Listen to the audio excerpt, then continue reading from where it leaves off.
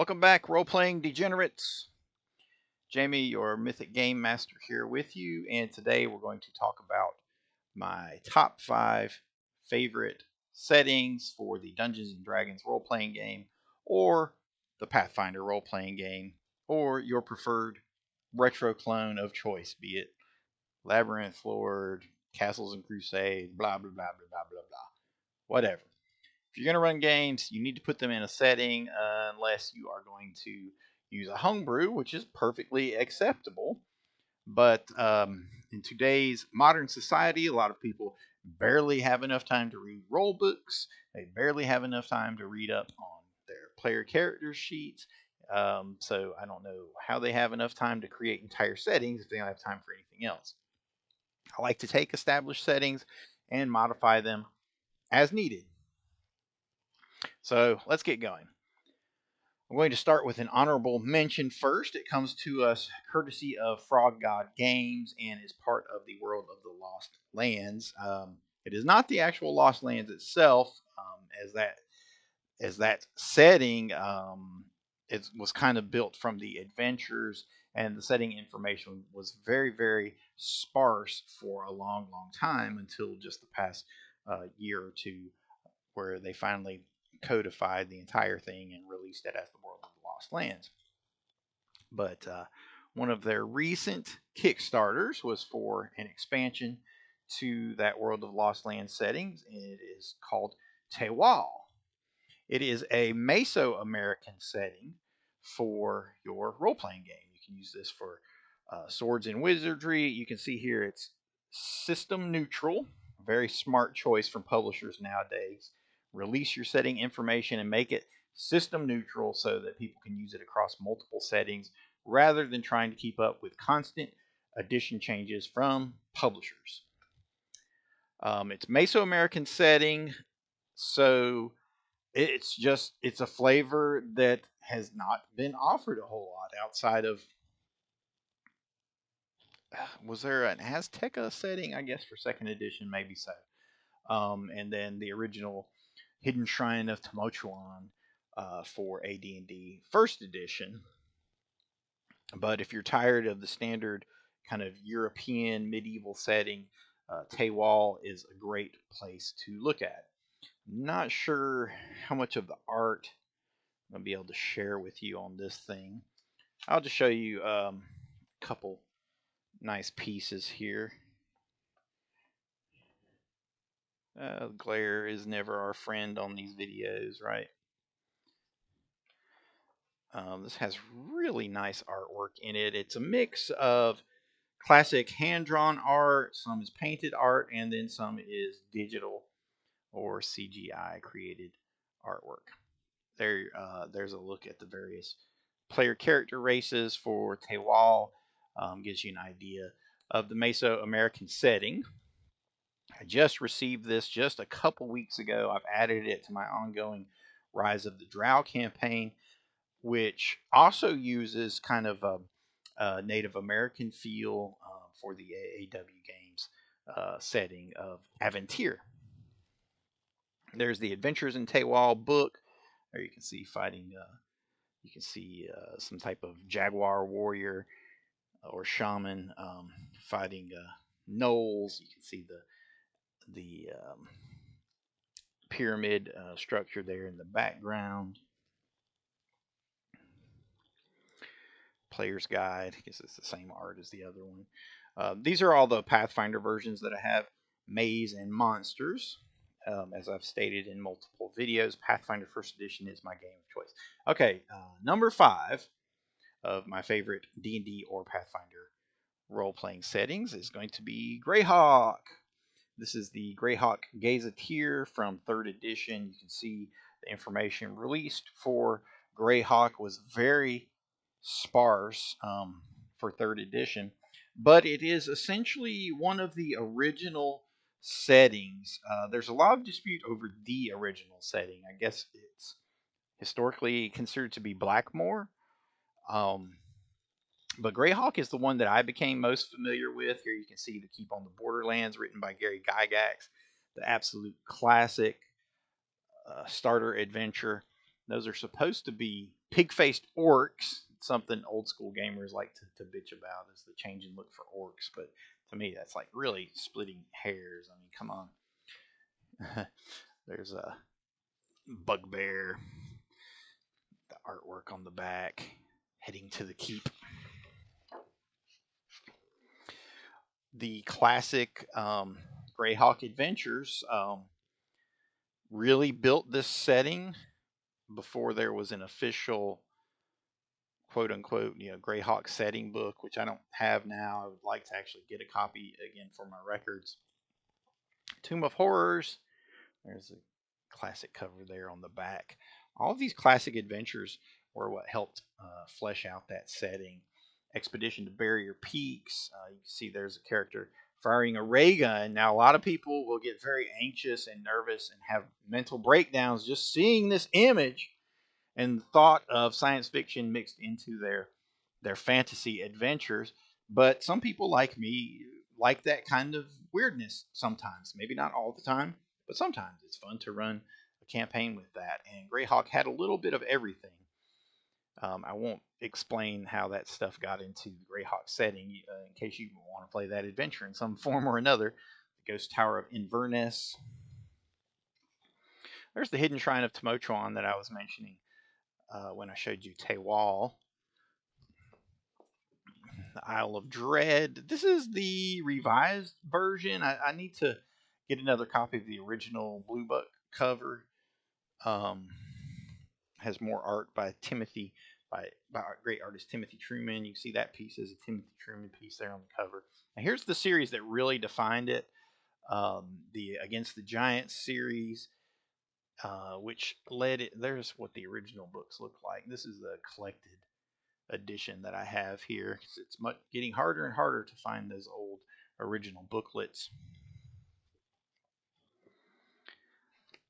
But those kind of help, along with Temple of Elemental Evil, help define some of the central themes and conflicts of Greyhawk. Things I loved about Greyhawk was it kind of had its own, Gandalf and that kind of thing, with Mordenkainen and the Circle of Eight. And all throughout the game, you have spells that are named after characters like Bigby's Grasping Hand and Tensor's Floating Disc and all this and that. And you would learn that these are actual characters somewhere in the game, and sometimes you could encounter them. That made it kind of cool. It was just kind of a way to unify the setting. But it's also kind of a catch as catch can, anything goes setting. There you can see the dreaded Mind Flayer about to eat someone's brain. His character's companions there in the background screaming out, "No, don't eat his brain." One of the things I really hated about AD&D second edition and later editions was they pretty much just pirated a lot of ideas from Greyhawk and transported them whole cloth over to things like Forgotten Realms or somewhere else. Like a lot of the Drow and Loth lore was stolen from Greyhawk and imported into Faerun, so on and so forth. Number 4, if you want to play a horror campaign, there's pretty much one place that you have to go in Dungeons and Dragons, and that is Ravenloft. Now, I would love to be holding the original Ravenloft adventure, but I never owned it. It was something that the group had. This is a 3rd edition version of the Ravenloft core rulebook. Has a lot of great campaign setting information. Here you can see the D20 logo on the back, which means it's compatible with all 3.0 versions of the game, 3.5 versions of the game, and of course Pathfinder, which is what I run.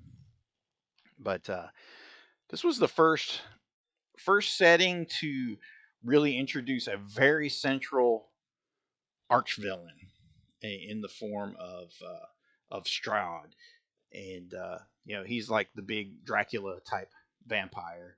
2nd edition D&D really tried to expand upon Ravenloft. I mean, they really expanded pretty much all of their settings to the point of almost ridiculousness because there were too many of them, which is normally not a problem if you just kind of ignore them. But my group was annoying because they wanted to try out all of them and not really stick with any of them. But if you're going to do horror, Ravenloft is a great place to go.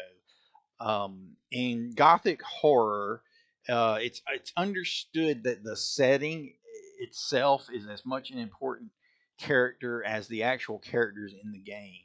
You know, you go to the old castle, you're inside the damp, dark, cold castle, that sort of thing. You know, being there helps create this oppressive atmosphere and a feeling of dread throughout. And Ravenloft is the place to go. Even here recently, there has been expansions and updates to Ravenloft for 5e ever since pretty much heralds the arrival of Wesley Snyder as the new editor for Dungeons and Dragons. Congratulations, Wesley. It's always one of my favorite creators involved at Paizo, responsible for creating the Strange Aeons adventure path, as well as anything else that's horror tinged for Pathfinder. It's unfortunate, though, that he's now working on D&D 5th edition, which is one of the most nerfed, toothless, middle of the road, milk toast versions of Dungeons and Dragons ever created. But the setting itself is great.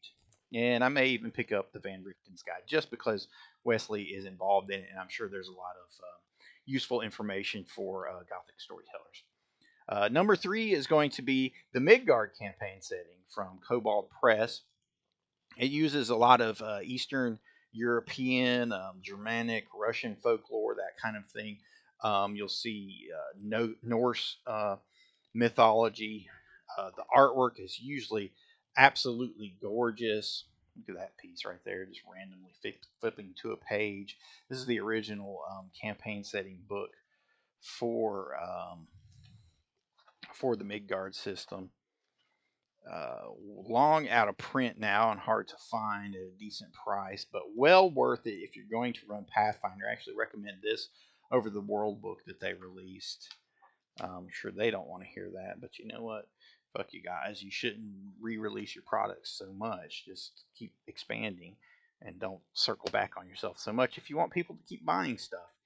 But I've had a ton of fun running this setting. You know, it uses characters like Baba Yaga to great extent. The thing about Midgard is that the gods, the pantheons, are very involved in their world. So you'll encounter a lot of cults and people that are dedicated to their gods. There are high percentage chances that you will encounter avatars or beings doing something for their gods. The gods themselves have multiple names across the various cultures of Midgard. They call these masks in Midgard. There's the Northlands part of the Midgard setting, which covers the North, right? Not a whole lot of artwork in this, but of course, it expands, you know, a lot of wintry conditions and that kind of thing. Nice little cover there. Again, this is all Pathfinder versions because that is my current D20 game of choice. There's the Southland setting, which is basically sort of an African source book, if you will, for the Midgard campaign setting. So there are just a lot of different cultures represented throughout Midgard. You know, if people are big on representation and whatnot, the Midgard books do it in a way that doesn't feel like it's pandering. Like, okay, well, we have to have some place for black folk to come from. We have to have some place for Asian folk to come from. You know, it doesn't feel like it's pandering. It just feels like it's just presenting organic uh, organic sections of this world, and they are really well fleshed out. And the artwork is fantastic. The backstories and the mythologies in them are very evocative. They make for fun ways to tie in to your campaign and your game for your characters. Number 2 is going to be Galarian for the Pathfinder role playing game. Here you can see the Inner Sea World Guide. I recommend this as your primary source book for Pathfinder campaign setting. I'm not. I don't care for Pathfinder Second Edition at all. I really hate the way the game mechanics play, and I'm disappointed that they moved away from compatibility with the earlier editions because the initial Pathfinder role playing game was literally sold as being compatible with the previous edition. So once they moved away from that, they kind of just gave the middle finger to people like me that liked that kind of stuff. So thank you, Paizo. Appreciate it. I hope you get all the YouTube players that you want. It is further expanded in the Lost Omens World Guide. I'm not a fan of Paizo's new method of releasing books. The page count is maybe 1/3, or sometimes maybe half, but closer to 1/3 or of the amount of the previous hardbacks. I mean, all the books are hardback; they're nice to look at, this and that, but the amount of information and lore presented is just greatly reduced compared to their previous method of just giving you all that and then some. And I love the way that Galarian is very much just kind of a kitchen sink setting. I mean, if you're some kind of history or sociology nerd or whatever, you're probably going to be like, oh, well, this doesn't make sense. Why do they have this next to that and that next to this? Shut up the hell up. It's a game. Just relax or go play something else, okay? But you can find the Inner Sea World Guide for a decent price, and it comes with a map that you can take out of the book and put on the board for your players to look at. And maps are a very big part of helping to bring your games to life. There we can see our the great meteor crash, Starfall, when the great cataclysm happened oh so many years ago. There's the book for Sandpoint with the Sandpoint Devil there on the top, one of the original kind of focal points of Pathfinder First Edition, based on game designer James Jacobs' hometown. Showing the kitchen sink quality is Numeria. There you can see Robot on the cover that the barbarian is driving her sword through. There's looks like there's a crashed machine or a ship there in the background. I love the way that they allow for sections of the world to account for super science and savage sorcery, just like the old Thundar the Barbarian cartoon. But it has a little bit of everything. It's just like the perfect pulp setting. Maybe it doesn't make a lot of sense logically, but who cares about logic when you just want to fight? And sometimes you want to kill orcs, and sometimes you want to destroy robots. And Galarian is a great place to do it. I love the way that their Rune Lord's adventure paths are tied into the deep lore of the setting, so that when players play through these adventure paths, be it the initial Rise of the Rune Lords, the sequel Shattered Star, or the final in the trilogy, The Return of the Rune Lords, you do feel like you're part of the evolving mythology and story of Galarian itself. I'm currently in book 6 of Return of the Rune Lords. It's the longest I've ever made it into an ongoing adventure path and campaign in Pathfinder, and I'm having a blast with it. I really enjoy that setting, and I love the lore. And the other great thing about it is, of course, the Pathfinder Society, which is, in retrospect, I guess just a ripoff of the Harpers, but whatever. The Harpers is probably a ripoff of something else. The Harpers being from the Forgotten Realms in Dungeons and Dragons. Here you have the Pathfinder Society Field Guide. Gives you tips and hints how to play Pathfinder agents out in the field and about. Gives a little bit of background lore and this and that. I like the idea of the Pathfinder Society, though not Pathfinder Society games. I think they're dreadful, and some of the worst players I've ever played with are Pathfinder Society players. Avoid them at all costs. Here's another cool book showcasing the kitchen sink quality Pathfinder Worldscape, where it had kind of this crossover in a section of the setting, where you can see here on the cover Tarzan and Red Sonja and John Carter of Mars, and they found a way to kind of get all these characters together, and several of them are actually statted up and converted into the Pathfinder role playing system, so you can use them as NPCs or let the players use them as pre-gens, as they're known, pre-generated characters. That's the Worldscape section. Very cool. And last but not least, drum roll please, my number one pick for my favorite Dungeons and Dragons setting is Rifts. Now, didn't that just surprise you? Because you're like, wait, Rifts is not Dungeons and Dragons. Well, technically, Rifts is its own game, but it's also part of the Palladium Fantasy role playing game, which was what? Kevin's Symbiata's version, homebrewed version of Dungeons and Dragons. It was his own Dungeons and Dragons game with his house rules, and it's essentially one of the original retro clones.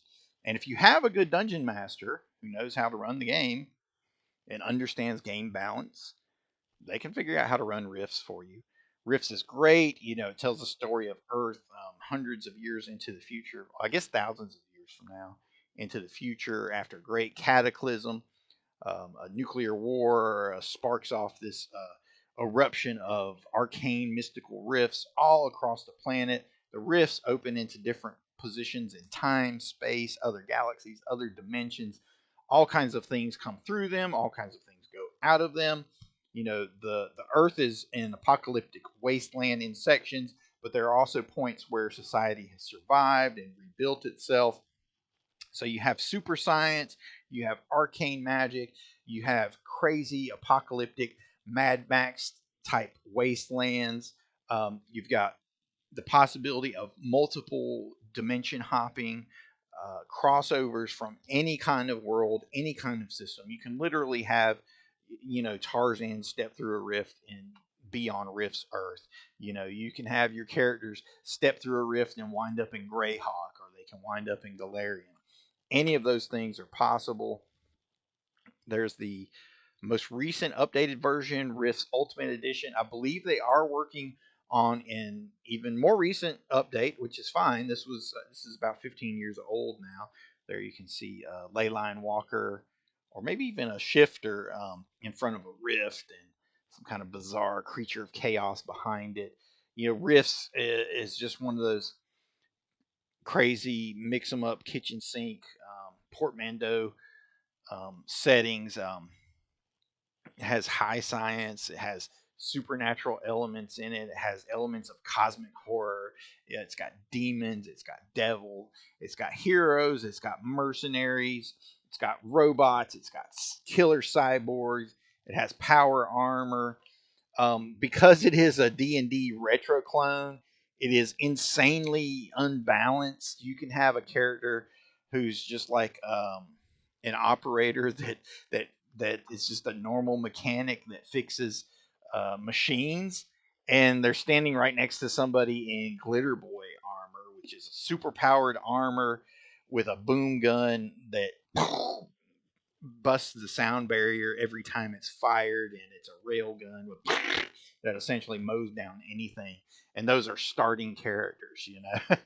But it's a brilliant setting. You know, if you don't like the D20 experience, you can check out something like Savage Worlds that completely avoids D20, where they've adapted Rifts into that. I would even sit through Savage Worlds, which I don't really like the system, because I think just whatever. It's crazy too. It's super swingy. You know, there's possibility for failure at everything. I don't like the idea of being some kind of spellcaster and all your powers backfire on you. I just think that's bullshit. I mean, you're playing the game to kind of have fun with it. You don't want to sit there and just fail and fail and fail over and over again. But they've adapted.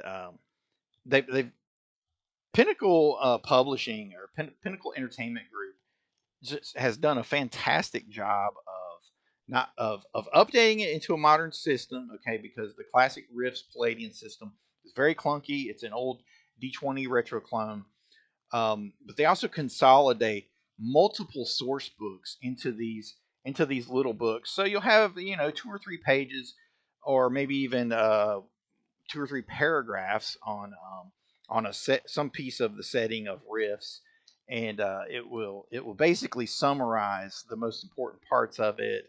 Um, there are some great adventure pass seeds in the backs of these things. The artwork is really good in here. And there you can see kind of the Mad Max kind of feel to it. This is Blood and Banes. It's can't quite see it, but that's a vampire hunter and a vampire up there on those ruins. Because fighting against the vampire kingdoms in southern Mexico is a large part of Rifts, but there are many, many parts to it. There is a view at the cover to Arcana and Mysticism. That's a look at Nixla, who is one of the old ones. It's essentially a XP for Cthulhu and the Elder Gods type of thing. Here you can see like Cyber Knights and Psy Warriors preparing to battle against Nixla and his Soul Harvesters and that kind of thing. And there, the Game Master's Guide, you can see a rift being opened and some kind of great demon coming through it. These rifts will periodically open all across the earth. They'll open in various places, usually found along ley lines. When energy builds up, the rifts will open. You don't know what's going to come out of it. You may want to go through it. The possibilities are endless. Obviously, I love stuff that kind of mixes and matches a little bit of everything, as I've shown here in this selection. And Rifts essentially just combines all of them and makes them all possible. And I currently run Rifts using the Pathfinder role playing system because that's how I roll. All right. Mythic GM, thanks for watching. See you next time.